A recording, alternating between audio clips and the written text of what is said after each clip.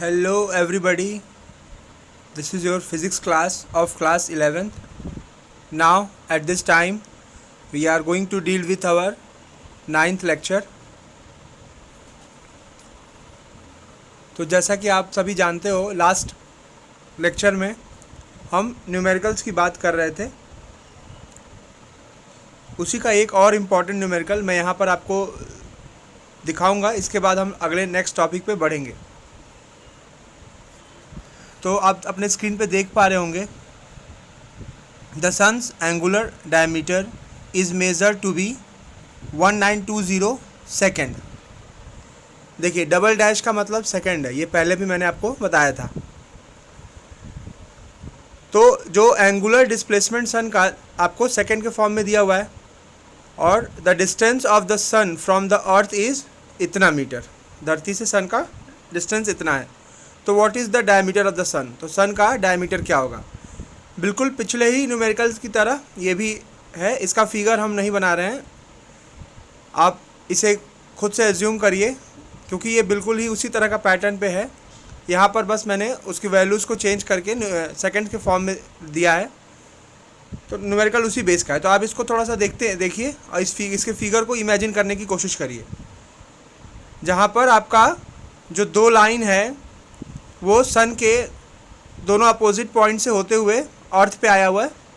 तो इस तरह से जो आप डायमीटर निकालेंगे वो किस पैटर्न पे होगा. अब यहाँ पर हम इसको सॉल्व अगर करते हैं तो आप देख रहे हो theta is equals to 1920 second है. तो सेकेंड को मिनट में और मिनट को डिग्री में चेंज करने के लिए आप जानते हो 1 डिग्री में 60 मिनट होता है और 1 मिनट में 60 सेकेंड और 180 डिग्री का पाई रेडियन होता है. इन तीनों कॉन्सेप्ट को जब यूज़ करेंगे तो थीटा जो कि 1920 सेकेंड है उसको हम चेंज कर देंगे रेडियन में. रेडियस हमारे पास है ही, लेंथ निकालना है. फिर हमारा वही formula L is equals to R theta जो कि आप समझ पा रहे होगे. तो 1.39 इंटू 10⁹ मीटर इसका आंसर आएगा.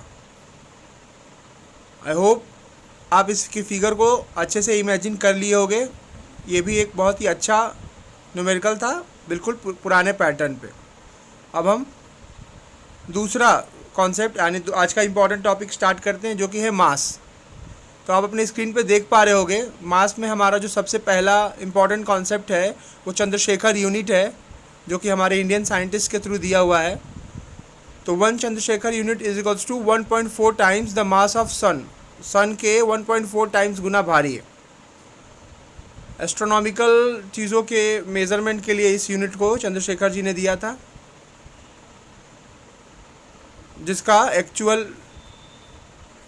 केजी में अगर देखा जाए तो 2.8 इंटू 10⁻30 केजी होगा.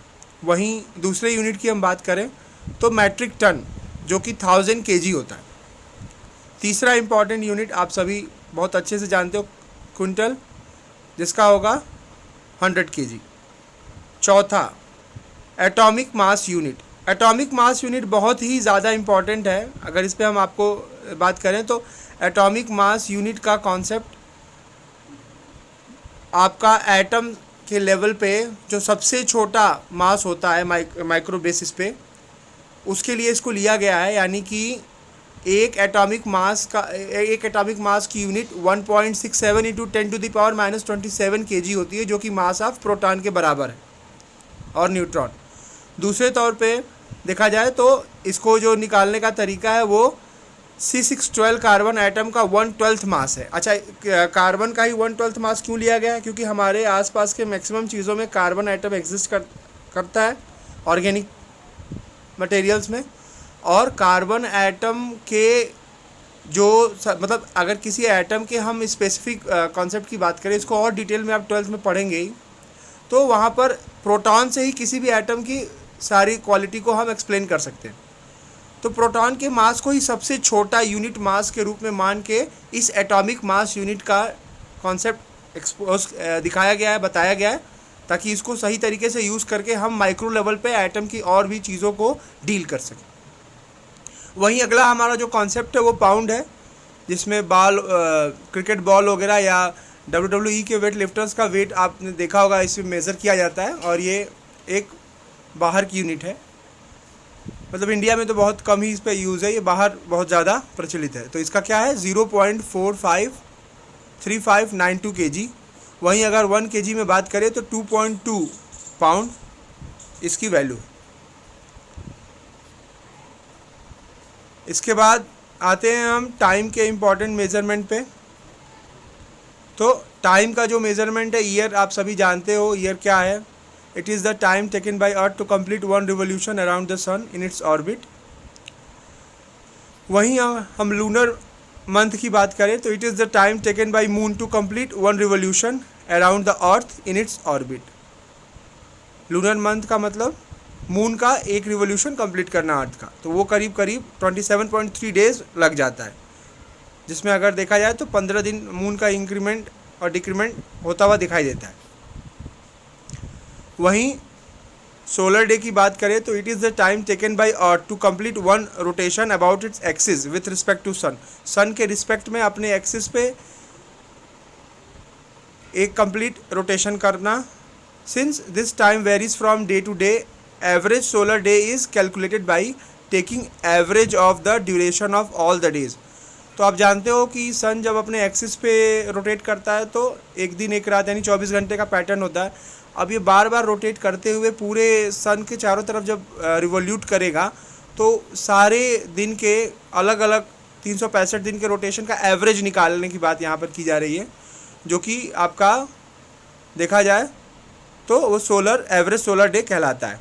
और 1 सोलर ईयर में 365.25 एवरेज सोलर डे होता है।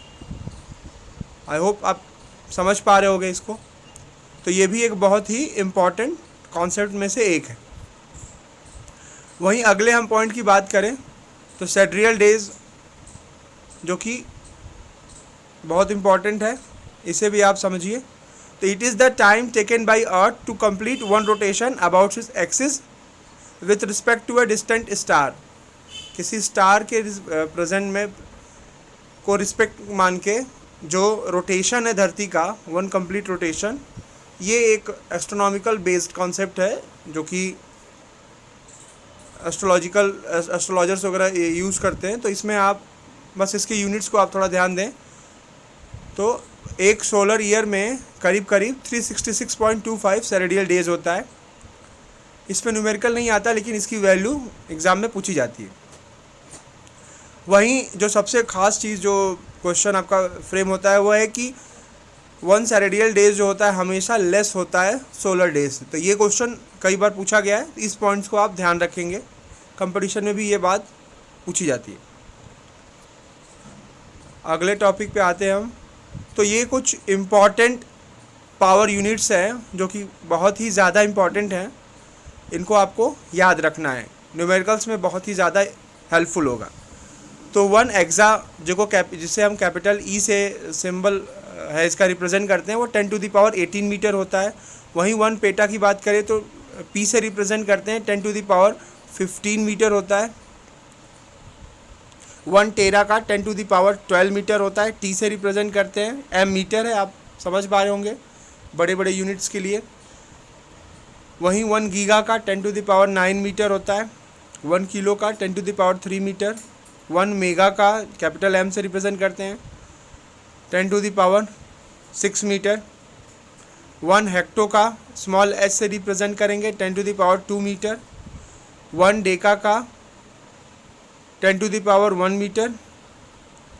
वहीं 1 डेसी का 10⁻−1 मीटर, 1 सेंटी का 10⁻−2 मीटर, 1 मिली का 10⁻−3 मीटर, 1 माइक्रो का 10⁻6 मीटर, 1 नैनो माइक्रो का म्यू से रिप्रेजेंट करते हैं, नैनो का स्मॉल एन से 10⁻9 मीटर, 1 पीको का स्मॉल पी से रिप्रेजेंट करेंगे 10⁻12 मीटर, 1 फेम्टो का 10⁻15 मीटर, 1 एटो का 10⁻18 मीटर। तो ये कुछ इम्पॉर्टेंट यूनिट्स हैं जो कि न्यूमेरिकल में बहुत ही ज़्यादा हेल्पफुल होंगी आपको, इसको याद भी रखना है। और आज का टॉपिक यहीं तक, इसके बाद हम अगले लेक्चर में दूसरी चीज़ों पे बात करेंगे। Thank you.